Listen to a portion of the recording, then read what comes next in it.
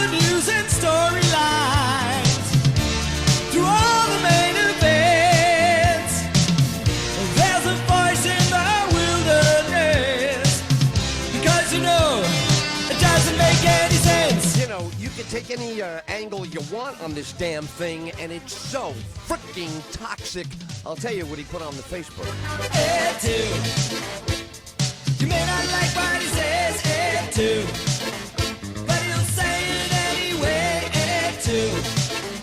He's the baddest cat in town, Ed Tyll. He's got the sharpest tongue around. Never looks for middle ground, and he's never on the fence, sorting facts with a razor's edge, because you know it doesn't make any sense. How could you possibly be on the fence about this? There is no room on the fence. Move over. Get the fence out of there. We're building a wall. From the voice on the radio to the TV. Just the other day I was saying, you know, I live in one of those gated, walled communities. What does that really mean? Like, what is that all about? Why are they so popular? Why did I have so many choices when I was going to pick a home site? They were behind walls and gates. Now you know. I am so thrilled to live behind a wall and a gate. Who wouldn't be?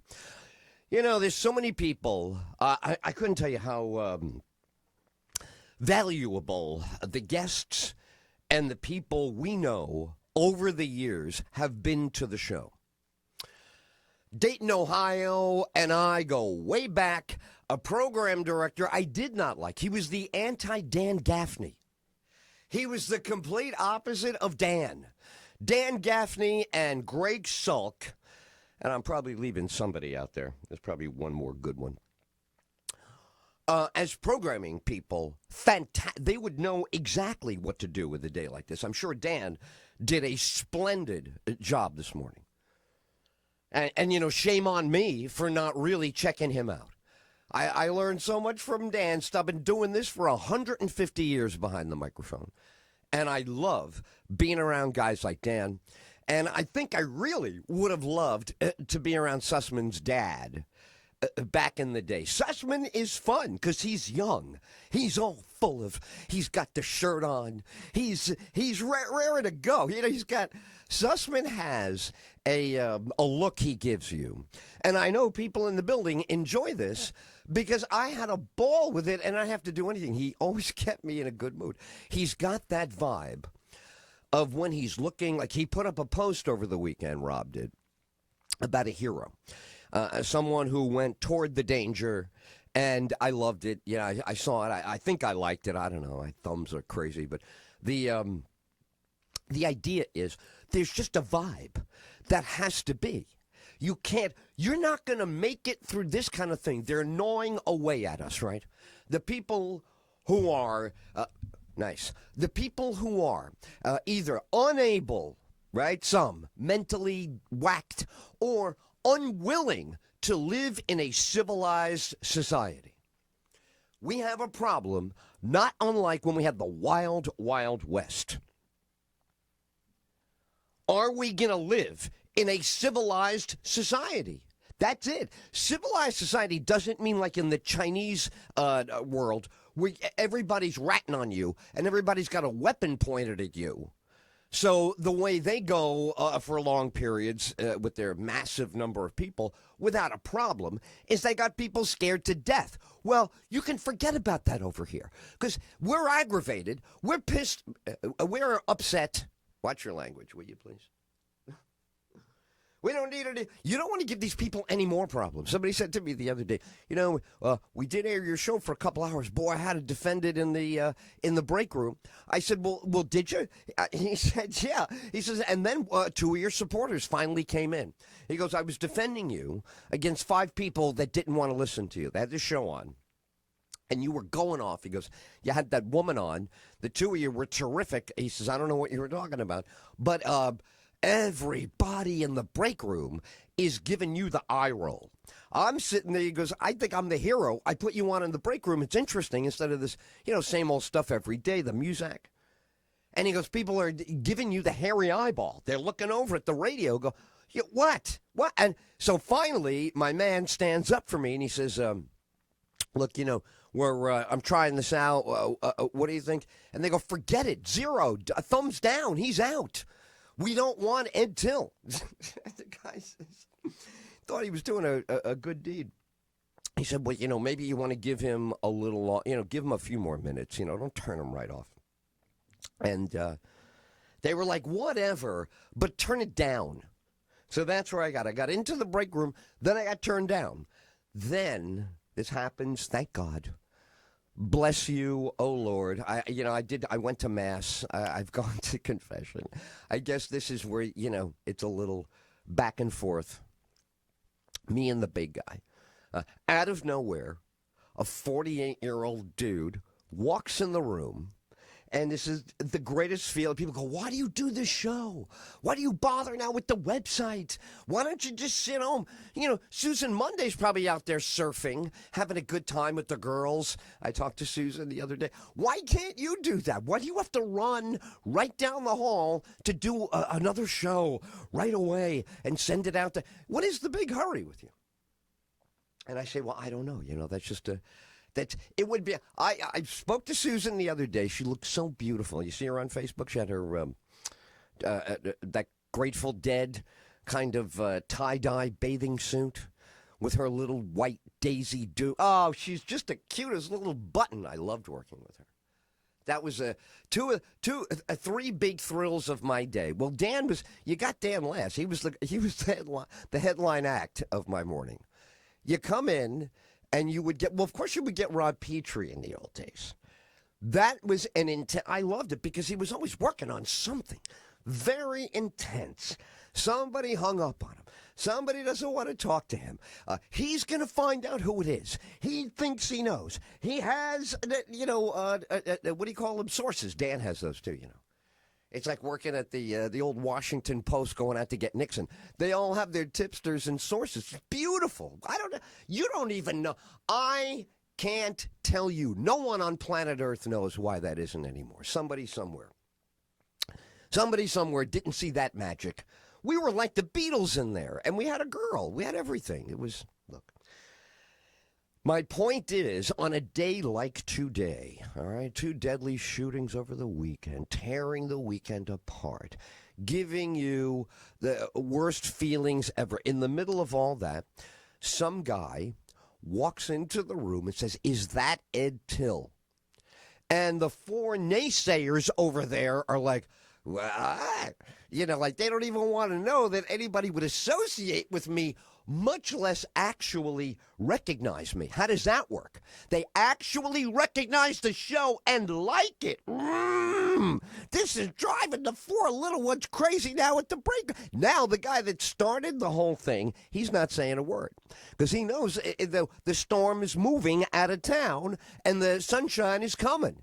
It's going to be Ed Tillville. He can feel it. The guy that walked in the room with him said, this is that guy you were talking about? Yeah, this is him. Wait till you hear him. Oh, my God. Now, these guys, what did I call them, 40-ish? I do that all the time now because I'm getting old. I want other people to be old with me. They're not 40-ish. They're really 32-ish, 33-ish. They got the 99 tattoos. They got all kinds of sculpted. I love people that have sculpted facial hair. I have no idea. What now? I know I used to work in 2 neighborhoods that had a ton of barbers. So if you get an old school barber near you, you're locked in with that. You can just pop in every couple of days. You make friends with the guy. You're having coffee. Maybe you'll be like me and Jimmy. Oh, my God, I'm having so many, I'm having homesick flashes all morning. Jimmy at the Act Shop used to bring us egg on a roll, cheese, a real Kaiser roll, not this thing I got last week. No. So anyway, they're enjoying the show. The guy brought it. Now the show is staying in that room and maybe on the air. I can't announce. Oh, I'm so anxious. I want to tell you everything. So, on a day like today, here it is. This is the way it goes. This is why we're here. This is why we were the Beatles on Delaware 105.9, right? We were the Beatles. Dan, I think Dan is John. Dan would be John. I'd have to be Paul because he was chatty, very chatty, and, all running around.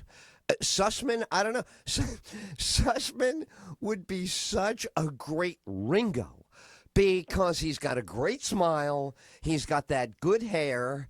And if you're Ringo, you have to have a great smile. And you have to have, you got to have the hair. You got to be. Ringo started it all. Every time Anthony Kiedis throws his hair in the Red Hot Chili Peppers, you have got to hand it right now. Hand it over to Ringo. Yeah, it's Ringo. Ringo and George and Paul too.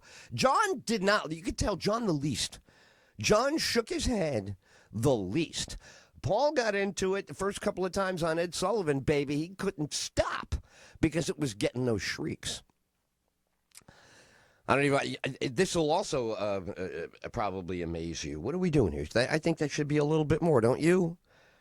Really? Did you let it sit down there until I look over and only now are you fixing it? Yeah, come on, man. You keep an eye on that for me.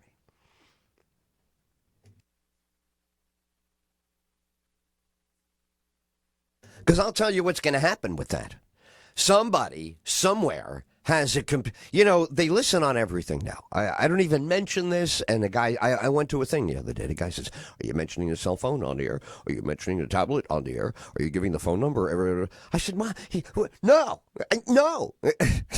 says, well, I don't know, are you Facebooking? Are you Twittering? Are you this? The guy was just, throwing me around. Easy, baby. I said, I do the content, I said, I'm the content guy. I'm the reason you built it all. No offense to, the web designers. But they would have nothing to web around about. There'd be no place to go, nothing to find out, nothing to click if we didn't have something flowing from the source of the communication valve. Somebody open the communication valve, won't you? So on Sunday morning, I like to think about Susan Monday. Because Susan Monday came in one day and she says, she was doing her show. And she goes, well, I love it on Sunday morning when they blow the horn for Jane Pauley. And, she's all, I remember the first time I heard her, I had no idea what she would look like. Then I see her. She's cute as a button. And, she was a school teacher. I love school teachers, man. I love professors. I don't want some leftist Marxist explaining capitalism's failures to me. I mean, I like the old school professors. They had no politics. My philosophy professor at St. John's, he didn't have any axe to grind. My English teacher had just gotten here from India. He was very good. And I loved, he had nothing to say about, wealth disparity. Nothing. He wanted us to read Beowulf. I loved Beowulf. Beowulf was cursing and we didn't recognize it. That was fun to study Beowulf. Anyway, all right, so how to get this out? I'm not going to come in here and do a show that the world is forcing me to do. Somebody said that, well, I guess you don't have any choice. I said, what did you say? Well, I guess you don't have any choice. You got to talk about. Take it easy there, Raspy Bill. We're all the same in that way. No matter what you do to us, you could say it, you could spray it, you could hose us down. It's 14 after the hour. I got to take a break. EdTyll.com is what you're listening to. Yes, he is. You may not like what he has to say, but he's gonna say it to you anyway.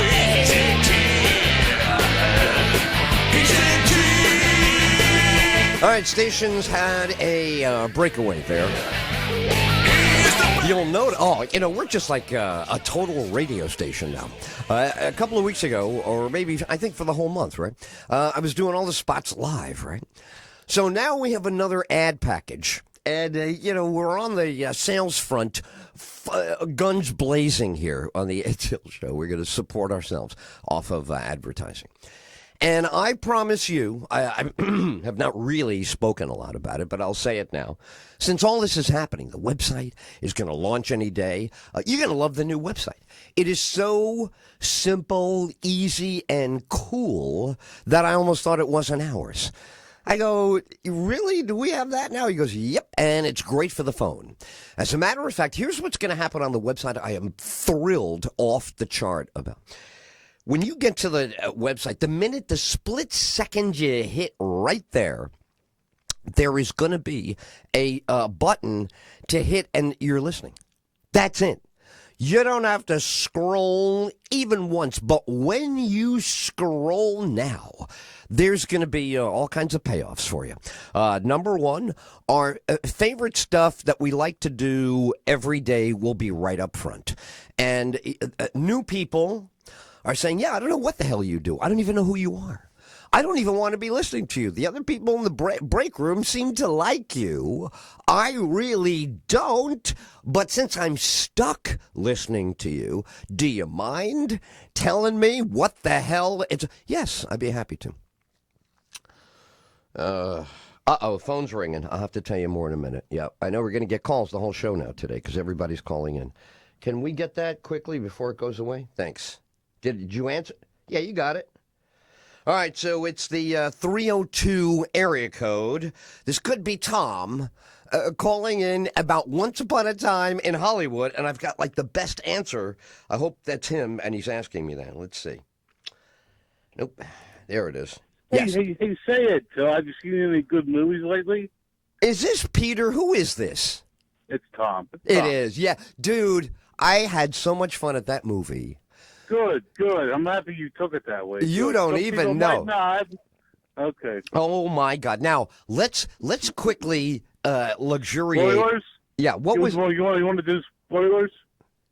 Say it again? Okay. You want to do spoilers? Oh, no, we wouldn't do that because there's a lot Okay. of our listeners All right. need to have the same excitement that you and I had. We had some excitement. Okay. Come on. Now, but we can talk around them in a way that... Sure. Yeah, film fans love all this stuff. Look, I love, my date for the film is 10 years, 11 years my junior. So French Connection and all of this are not in her firsthand memory. Over the years, you get a feel for it. I'm sitting there when it starts to kick in. I don't want to give any plot away, but I'm just going to say when the movie starts to move, I get the French Connection unease of not knowing what's going to happen. I am literally now, oh boy, something good. Then it creeps up. You said this, I think. I think I'm quoting you. Did you say it was his best film? Tarantino's best? It was his funniest movie. Oh, okay. The most laughs. Very good. Very good. Yes. All right. I'm going to give it all the way. I'm going to say because it's much more than Pulp Fiction. There's a lot more there. But Pulp Fiction and Reservoir Dogs will always be like who that guy is. If you want a movie off this guy, he's the Reservoir Dogs guy. Now he is. Inglourious Bastards, I never even got to see it. It didn't draw me to the movie. And I love him. Didn't get me to the movie theater. Jackie Brown, I saw 5, 6, 7, 8 times. No one else I know saw this. No one likes that movie but me. I've seen it 8, 10 times. So I love him as a storyteller. And I think I'll tell you something fascinating to me as a radio guy seeing that movie. The greatest stomach turns and audience creep out moments were from the audio. He knows how to use audio. I've seen, again, I'm not giving away any plot. I have seen person A do to person B, which happened in that film. Oh, I've seen that 50 times. I've been going to the movies all my life, but never heard it. Felt like I was in the room, and I was able to stick all my enemies into that fight scene. I took all the enemies of my life, and I brought them to that fight scene because it was off the kids say off the chain. I almost said off the hook, but the kids like to say off the chain now. Yeah. Off the easy. Off the easy. You can't. You can't even sit in your pool in your lounge chair, listen to the Royal Guardsmen, and have a margarita without an interruption. You know. It's Oh, the amazing, margaritas. Oh, my God. See, that's what I'm saying. The margaritas, when you see the ice tray, when he rips Yes. out that ice tray, I can't tell you how many times I opened that ice tray and all the ice went on the floor, and my dad would get all upset, and my mom would say, why don't you put it under the warm water first? But he did what I did. You just grabbed the thing. That's it. You grab the ice tray. Oh, too much good. Too much in it. Tarantino made a 10-minute scene of him feeding the dog and making macaroni and cheese interesting. Oh my God, wasn't that great? You know? That's my life. You know, it's so funny. We're sitting there and my girlfriend says to me, oh my God, this is like Once Upon a Time in Ed Till's world. Because when he made the macaroni and ate it out of the pot, you know, because in the beginning you think the dog and the can of dog food, you go, oh, yeah, he could probably do a little better by that dog, couldn't he? He loves it. But you see how he feeds himself. The dog is, after you see that plop, yeah, yeah, I love it. I was going to say, I eat on the couch like, that's how I eat. I eat with a pot of macaroni. I throw the butter and the salt in the pot. And then I eat, you know, like it was incredible. I felt like, oh my God, Brad Pitt is helping me face my life. He made ghetto macaroni and cheese without the milk and the butter too. Right. He just put the yellow powder in there, you know. That's it, yellow powder and water, baby. That's how we do. That's how we do. So that was beautiful, but the other beautiful moment that I'm thinking, now you're making me think of the whole film. When Leo is upset with himself his acting all evening. Yes, very upset with himself all evening, and he did the Ed Tyll routine. All right, that's it. All right, okay. I'm never doing this again. All right, we're straightening this out. An hour and a half later. What is wrong with you? Why do you do this to yourself? 3 hours later. Yeah, well, I'm telling them. That's it. You know what? This is what I'm doing. And then he's swigging. Oh, it was beautiful. This was a step up in a way, because here's what you got to love about Tarantino, right? In the very beginning, there's a meeting somewhere in Hollywood. And it's probably his idea, because he's nuts and he also needs money. Everybody does. About time to open up the... So I'm sure he goes into the room, and it's so compelling, because you got to give a 30-second pitch. And really, it's a 10-second pitch in Hollywood. They just want to know, boom, boom, what is it? So he walks in and he goes, look, I got a great angle on the Manson murders. Let's make this movie. Really? What kind of angle? Never mind. I got an amazing angle. And you're going to love this. And, yeah, but, you know, don't you understand, Quentin? Nobody wants to see that. There's enough of that already. There's so many modern blah, blah, blah. And I'm sure he just sat there with that look where he's like, I'm going to make you idiots a ton of money if you would shut up. If you guys could just shut up right now, I'm going to make you a crap load of money. Oh, yeah, well, you know, who are you going to get in it? Who wants to be Matt? And he's going to say, what if I told you DiCaprio likes this and his buddy Brad Pitt now? What? Oh, shut up. You know, well, I do. So this is the way it started. Then somebody read it and said, damn, dude, this is really good. I told you I could do a Manson. And I don't want to say anything more, because Nicolas Cage, this is almost a giveaway, Nicolas Cage did a 9/11 movie, did he not? Yeah. Okay, so I don't want to say anything more. There is a way to do these things that if you're an amazing filmmaker, I mean, the Nicolas Cage thing didn't go anywhere. It's kind of flat and, you know, nothing. Yeah. But this one, first of all, it's his best. Second of all, it'll be a threesome in a box set for him. Reservoir, Pulp, and this one. Go ahead. Yeah. Just what do you what did it do to you as a film fan? That's what I luxuriated in, man. I love the 2 hours and 54 minutes. What did you love? Yeah. His use of music again. He picked the right songs at the right time. He knows how to pick the soundtrack. His use of sound was great. Can I tell you something about that? May I? You opened up another one of my favorite things. Our show, we have had on the air, very lucky of us, the guy who sings and wrote the arrangement for Vanilla Fudge. Mark Stein has been on the show. He's a good friend of my friend Pat Horgan. And I've had him on to talk about this. And guess what I've talked about with him? This is like I love about doing the show, about movies. This is what makes it great. When he was on the show, I sent him, this is probably 3-4 years ago, I said, how does it feel to have created a thing, a sound, like in 2 notes, everybody knows what that song is, and people still get the original effect. Like you came up with this, it's the Supremes. Set me free, why don't you, babe? And it's a it's a little girly. It's a great song, without a doubt. But it comes out, it emerges as a little do sound. Then he comes along, this genius, and he captures. It's more accessible than In-A-Gadda-Da-Vida. I loved In-A-Gadda-Da-Vida because I love Zeppelin. I love anything 11 minutes and great. But he was able to make it a pop song.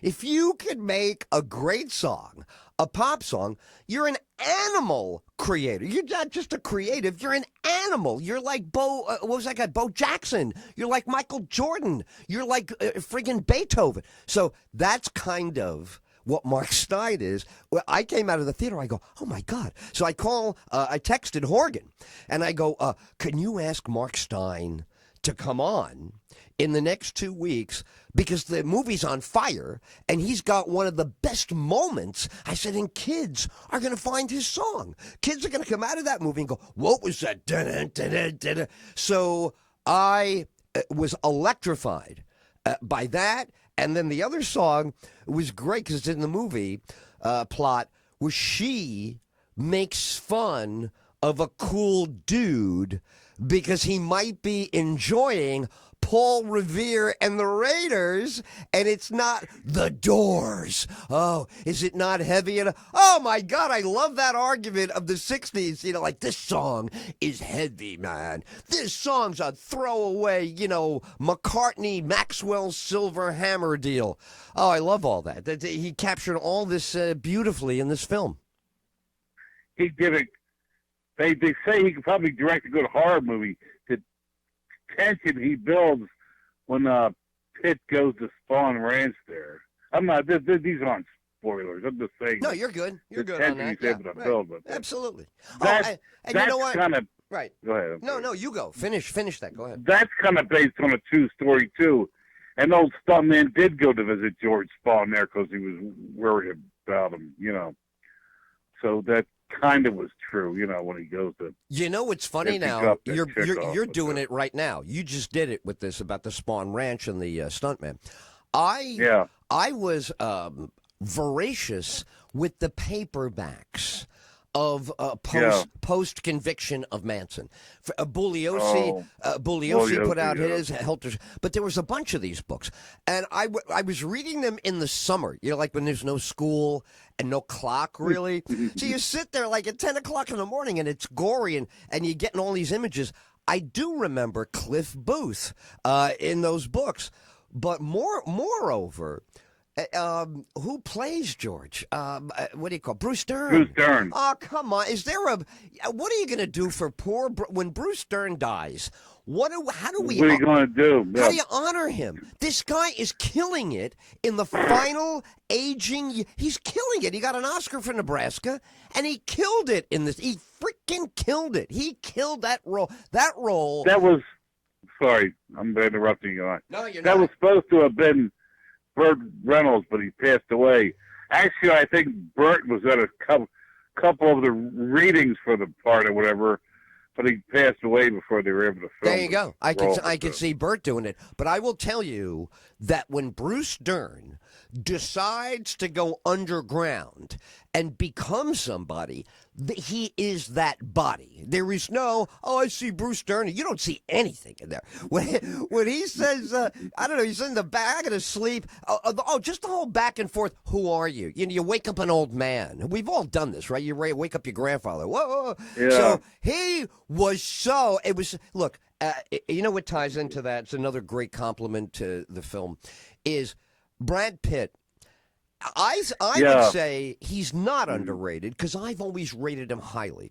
Brad Pitt did a film called California with a K about 27 Yeah. Yeah, and he's an incredible actor. He's an out there actor like any of them. He can give De Niro any of them a run in a scene. He's fun. He transforms. But his ability to capture this guy that he just played was so it was an extra bonus reward of the film. You really think the movie's going to be about Leo. Then, of course, you're waiting for the Manson thing. But the story of Brad's character is a beautifully told. You got to have the craziness to tell the Brad story, you know? I'm not spoiling anything. We're not sure as an audience whether he did a certain thing. People have accused him of. That's right. He's got They don't- that. Hollywood is Yes. full of that. No one can prove certain things about the Yes. Yeah. So some people was so funny how the one guy believed it. There's one scene in the movie where Brad is being talked about, and another star has a cameo, and Yeah. when that star hears that they want Brad involved. He's 100% that Brad did what his legend. I'm laughing already because it was good. The whole thing was good. Oh, come on! Even the wife who was on the movie set, who Yes. threw. Oh, and we're not even talking about my childhood star, Bruce Lee. the Green Bruce Hornet Lee. scene. No. Oh my God! Now that I loved Bruce Lee. I was a Bruce Lee devil. We all were. Come on, we were 8 years old. Me and Horgan. Yeah. We couldn't wait for that show. So when you see this and you love Bruce Lee, this is what I mean. The movie pays off about 25 times. You'll get the price of admission back about 5 or 6 times on this film. It's off the hook. The guy that did Steve McQueen at the Playboy Mansion, he was quite good too. He had his speech patterns down pat too. It was like Steve McQueen was speaking, you know. It was, and he had Steve McQueen's hunched shoulders beautifully. That was what I noticed. Yeah. He had his hair from the Le Mans period, I think. Yeah, he you did. know? That was the Le Mans. You know, Steve McQueen, not to stop us, but honest to God, he's worth talking about, man. My dad took me to Bullet, man. I wasn't old enough to go to a movie when Bullet was around. We saw Bullet, and all I did on the way home was jump up in the air like I wanted to be the car. I wanted to go fly. I mean, I was a squirt. And Steve McQueen, then we go home, and on the $1 Million movie or the Sunday ABC movie, you see Great Escape. And then I knew what that was all about. That's a great plot line in the movie, Great Escape. I don't want to give that away. People have a ball with that.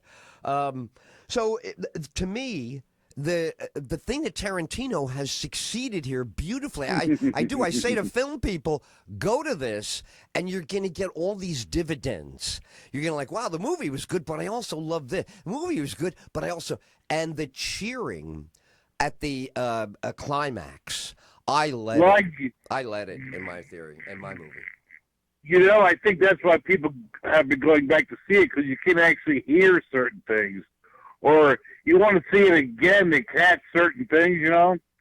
Because I've watched it several times to catch certain things. You know, you miss it the first time, you want to see it again, you know? I'm like you. Yeah. See, right away, when I was a kid, I don't know if you ever did this, but we didn't even think of it as cheating. We would just stay. We would go to the bathroom. They would sweep the theater. We go right back in. Yeah. If I was a kid and I saw this movie, my mom would know, oh, he'll probably see it 2 or 3 times. You know, like I'll go in the movie theater at noon. I'll come out at like 6:30. I did that as a kid. I couldn't, if it was a double feature, I went to 4 movies that day. I couldn't get enough of it. It was, you know, every time the screen would light up, they would change. When I was a kid, when the screen showed winter, I got cold. When the screen showed summer, I smelled salt. I was so suggestive. My dad was the same way. He grew up in Hell's Kitchen. He used to go see these Nickelodeons for a nickel. He saw King Kong for 20 cents. They rolled King Kong down Broadway when he was a kid. So he was another one. He used to cut out of school all the time. And with a quarter, he could stay all day in an air-conditioned building seeing movies. It was phenomenal. Another good movie they had, a little just a few weeks ago came out about the alligators called Crawl. That's good. You live in Florida now, right? Yeah, I got miniature gators crawling up the side of the studio window. You got these little lizards now. They look like Tyrannosaurus Rex, and they're always showing me their underbelly. I look at them and I go, dude, you don't want to come at me like that. I said, I'll take you out with a pin. I'll take you with a safety pin. So we got alligators. They got a lot of stuff going on now. This show many times has been based in Florida. Okay, I've done Miami, Orlando, never the West Coast. I've never had a studio on the West Coast, but I've been on the East Coast, Central Florida. The severity of the rains and the aftermath of the lizards and the little things that come. It's crazy compared to like 5-6 years ago when I was here. Maybe one day we'll do spoilers on this movie, but maybe we're boring people talking about it. No, shut up. Not even. No, you know what we'll do? I'll set it up for us. Here's what we'll do. You and I will schedule, so we'll both know when it's coming up. As soon as this film is headed to the first format, for whatever format, if it's going to go past, as soon as it moves out of the movie theater, you and I will consider it fair game now to say anything we want. Because the real fans have to find, look, I don't know if you have this. I'm being set up now by the movie theater right near the where I am. Being set up. Tuesday, it's $5. And you get a power Barco lounger to sit on. I had the 2 cup holders. The thing is 3 times as big as me. It power glides, recline. The high back means you don't hear the people behind you for $5. And then 3 hours of entertainment in that. So I said to them, they said, did you have a good time? I said, oh my God, I love your theater. I said, and they go, you have to come on Tuesday. It's only $5. I said, I'll be here every Tuesday for the rest of my life. Yeah. Yeah. So we're in, baby. So, yeah, the ad I saw for the movie, Once Upon a Time in Hollywood, there's an ad running this week. And this week's ad is different than last week. Last week was, go see it. This week's ad says, you got to see it again so you can talk. Right? Meaning the first time you see it, no one's... Because I did that. My girlfriend a couple of times started chatting and I go, shh, shh, shh.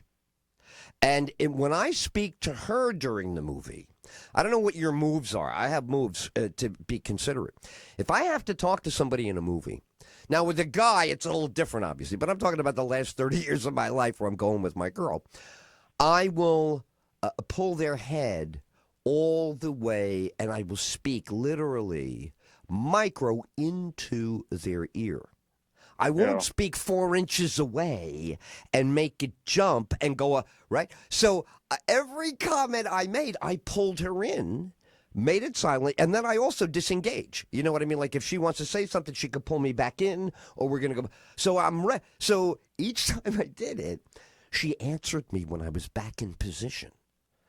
And I was like, oh, my God, the people behind it. It's going to look like I'm instigating this. So I had to give her the high sign there a couple of times because I don't, it's not nice when your voice cuts through the air at a movie. I mean, unless we're all laughing or screaming, that's different. But when you're a little, where's the car? Or do you have the keys? Or, my drink, all no go. You got a micro whisper. Sorry, go ahead. What the heck? I'm trying to think of the movie. It was, oh gosh, you wouldn't know because you weren't there, but it was in the early 80s. It was a hit movie. Anyway, the story is, the guy's describing everything to his buddy next door. He's saying exactly what's going on the screen to the guy next to him. And I turn around and he's telling it to a blind person. I was really going to go off on the cat. Remember, he's giving descriptive audio to a blind person, so I felt terrible. Right, exactly. Right, that's classic in life. Where listen, you don't do it someplace else, man. Don't do. You know, I like don't wanna I get hear it. it. I'm just gonna say, like you get. There is. I grew up in New York, so this happens like all the time. You have a choice where you could say, look, you guys could be more considerate, or you look at the old lady and say, you know something. Of course, I could say that, but I'm not. You know, so these are tough calls because we need a little social discipline, man. A little. I don't like a lot. Nobody wants a lot, but Right. walk on the sidewalk at least. You know, I mean, is that asking too much? Walk on the sidewalk, drive in the street. All right, well that's good. So, now I'm going to ask you because my girlfriend didn't remember, and of course I didn't remember. You know, after that movie, how am I going to remember the trailers I saw before that movie? 3 hours. So I saw two bad trailers. I know I don't want to see Mr. Rogers. That's a throwaway movie. I don't. What do you think? Okay, you don't like Mr. Rogers. That's okay. You don't have to. You know, that's all right. That's all You right. know, I'm not going to say I didn't like the original dude, but I don't know. Tom Hanks must be running out of things because what? Nice guys to play him. Yeah, and it's a Forrest Gump accent too. He's like Forrest Gump 2 up there. I heard. I mean, I saw the trailer. It didn't happen. So that was the first thing I didn't like. Then they showed us. Oh, the other one is the. I'm gonna have Horgan. You should call in one day when Horgan's on because he loves He'll know an encyclopedia's worth of references. So I noticed that there's now he's got to hate this. I don't know how you feel about this. Is inevitable. We've had so much success with the superhero movies, right? The Avengers Endgame. Now there has to be the comedic superheroes that are degenerates. You know, the guy that can't fly straight, the guy that the batarang, he can't throw it right. You know, it's going to be this now. I get nauseous before I pick up a criminal. So, you know, I'm like, oh God, you know, I can't go near those. But I think there was a third trailer that I did like, and for the life of me, because I think it's a real life film that is now about to be released in the next couple of weeks. Did you see any good trailers in the last week or so that could be the trailer I saw? But I can't remember. I'm going back tomorrow, so tomorrow I'll know what it was. Oh, The Irishman? Oh. Oh, well, you know what? If I had seen an Irishman trailer, I would be flipped out because I cannot wait for that movie. I didn't see that's a Netflix dealio. So I think they're going to release it in selected theaters so it'll be eligible for the Academy Awards. They still have their Piccadilly at the Academy, so it'll be released in some theaters, yeah. That's good. Limited release. That's good because I can't. I mean, come on, I love those guys. You know, even De Niro. No, now. you can't go wrong with it. De Niro allegedly. This is crazy. Yeah. All right, here's the way this goes because I love De Niro. Right, since Mean Streets, I saw Mean Streets. I was a kid. Okay. It's so funny. I love De Niro my whole life, right? Doesn't matter what he does. I don't care. I'm happy. I just love him. Put him on the screen every minute. I'm a happy guy. If Al Pacino's around, we're done. That would be it for me.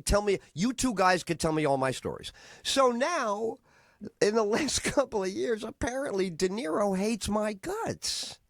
I don't understand. He hates the guy that I talk about sometimes there, hates him, that if he ever caught the show, I used to always say, wow, it'd be great if De Niro heard the show. Yeah, like, he hates yeah, he hates the orange one. You got it right. The orange man bad. So I am broken. Now when I see him, I go, oh God, I hope if I meet this guy, he's not heard the show. I would much rather meet him as, hey, Mr. De Niro, Ed Tyll, he's got a show. Oh, that's good day. You got a radio show? That's good day. Nice to meet you. I hope it's like that, because if it's like, oh, what, this little SOB? What, him? You think I'm going to say hello to him? You could throw, I don't want to be that. I got near Al Pacino's niece's, how I was hanging out with her, and his shirt was hanging in the bathroom.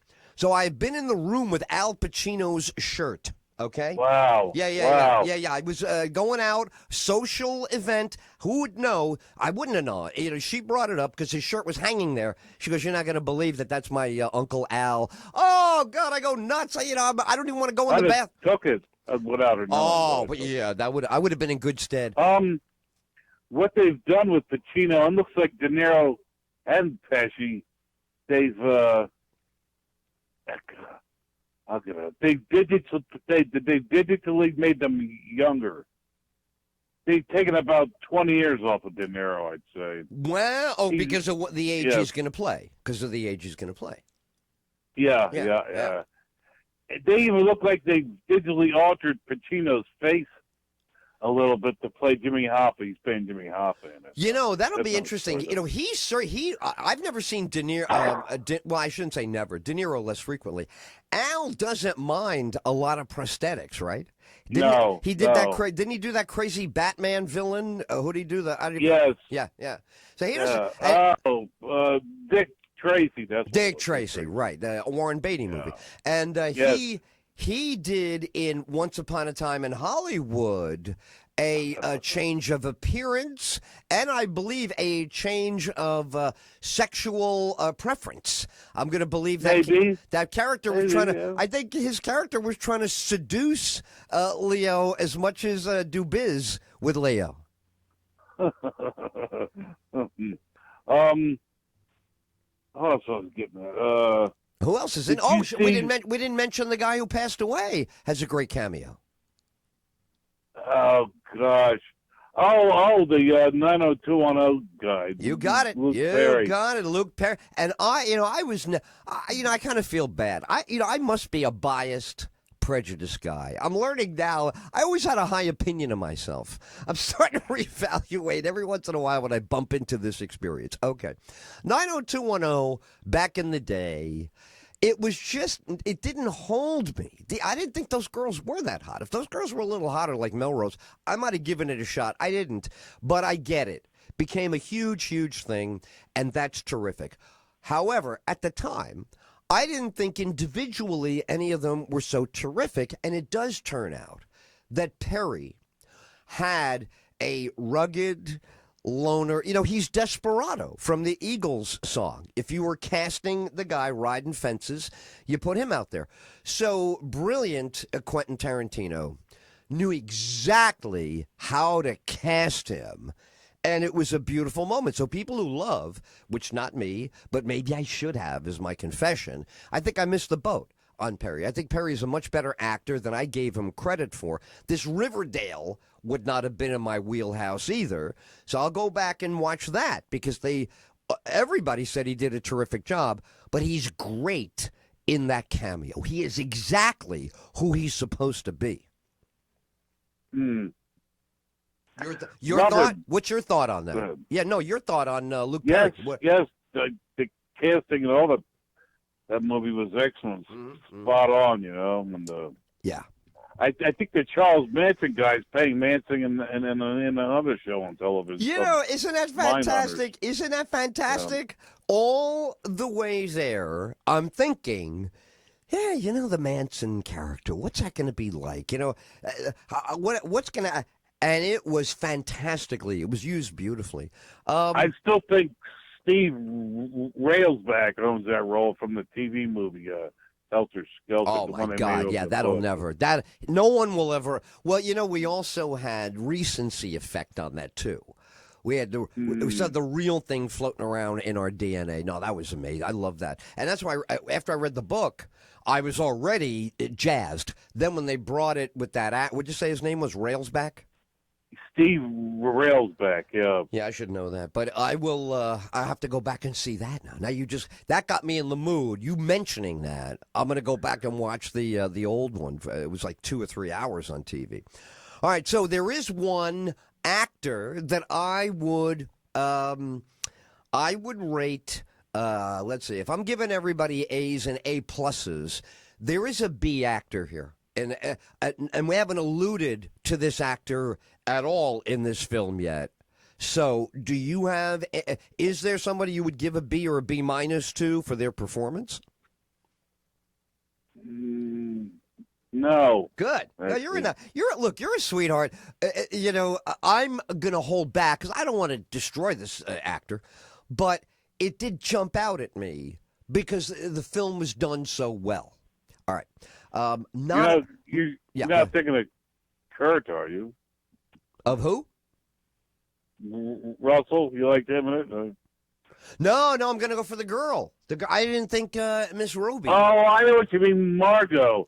Well, some people are saying they didn't give her enough lines, enough backstory, but I don't here's know. what here's what if you want that, if that's the criticism, I hear that, but you're gonna to satisfy that criticism. I think Tarantino would say to you, "Look, I don't have any more screen time to tell that story." Okay, but for the screen time she did have, I thought it could have been better acted. Now, you can't wish for an imaginary actor. So if I say was great. She was great in the movie about Tanya Harding. Tanya. You want to see her act? Rent that. That's in a rental. All right, I'll watch it. It's I'll like watch it. Goodfellas on Ice. How's that? Okay, cool. No, I will definitely watch that because I figure she's got to have an acting gift, or he doesn't have to put her in there. He's got a lot of choices, and she must have a precisely the look he wanted.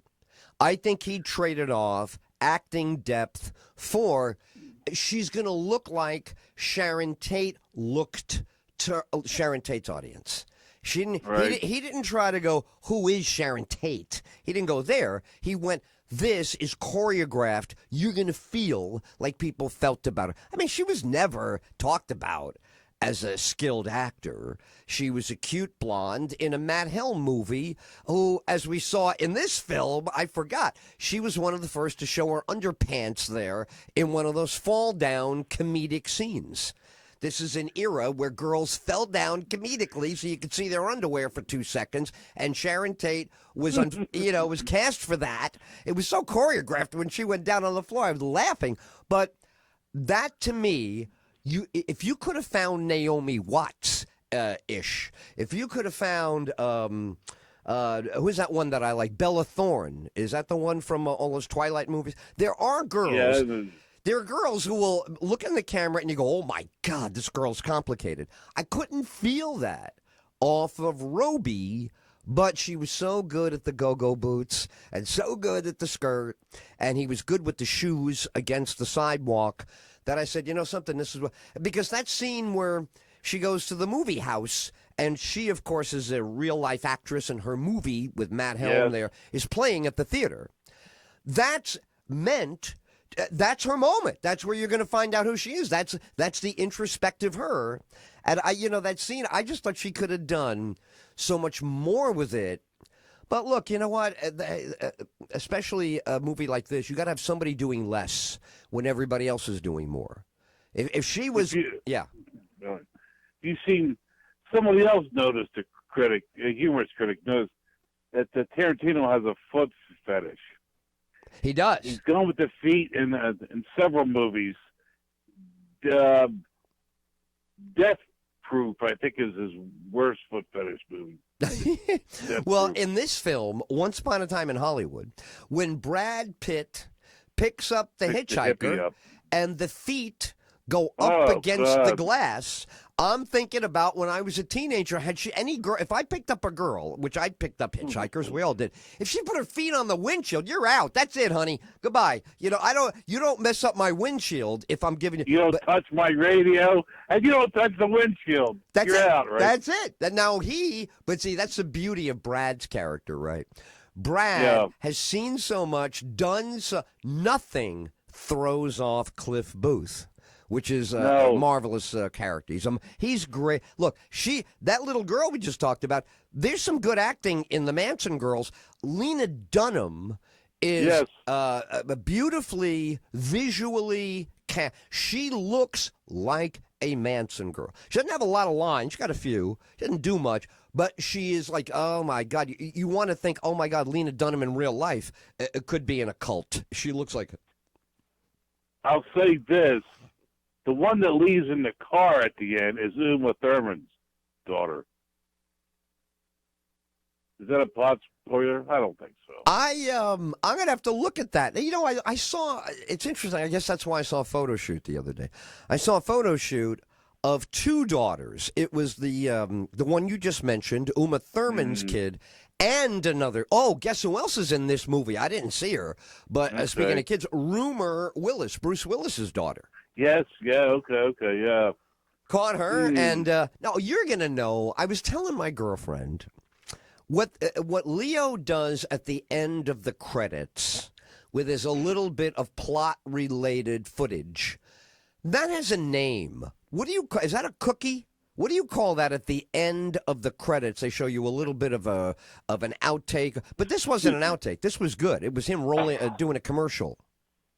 Oh, excuse me. I guess they call it a commercial or an out. Yeah, you're right. Whatever. Anyway, and that's what they call them end credit scenes. That's what they got that from the Marvel movies. I don't know. End credit scene. I'll bet you that's the. I bet you that's the industry term because Pat Horgan is he's involved in a script that he wrote right now, and they're taking it to the process of bringing it to the screen. And he, over the last couple of years, writing his screenplay. He throws out all these terms now. Like if I said to you, in the movie The Maltese Falcon, Hitchcock and Humphrey Bogart, what is the MacGuffin of that film? What's his name? Hitchcock was famous for referring to the MacGuffin. Yeah.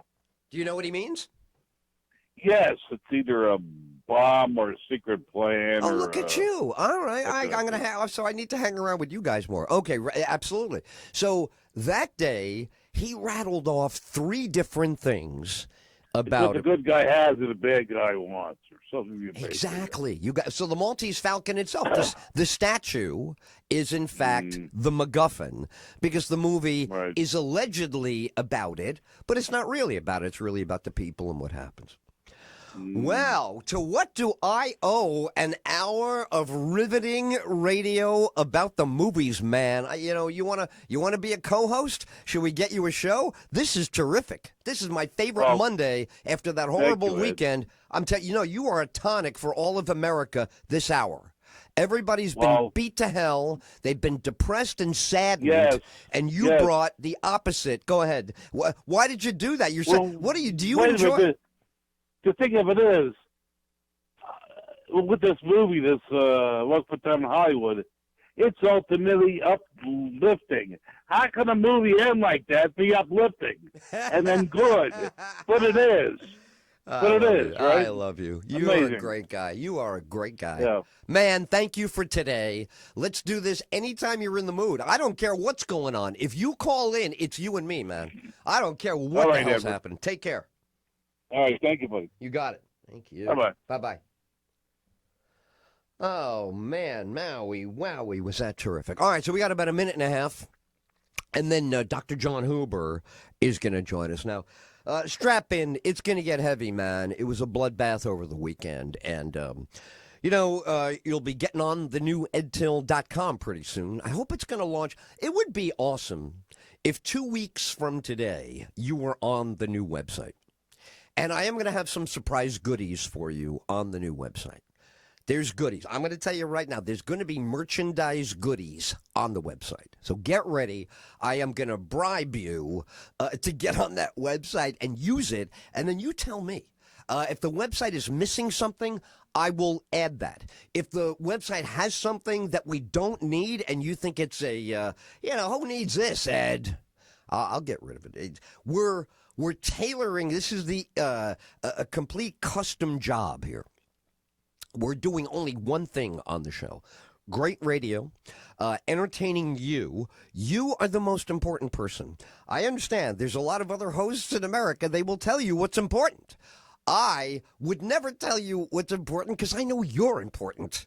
I don't think we have to talk about what's important. I think you are. I think if we just hang around with you, stick with you, go with you, we're going to be fine. I don't think there's anything more to do if that's what you do. Some people would like to do a lot more than that. I think, personally, they're doing too much. Grew up working class in a place they call the Bronx. Learned on the corner about the school of hard knocks. Found out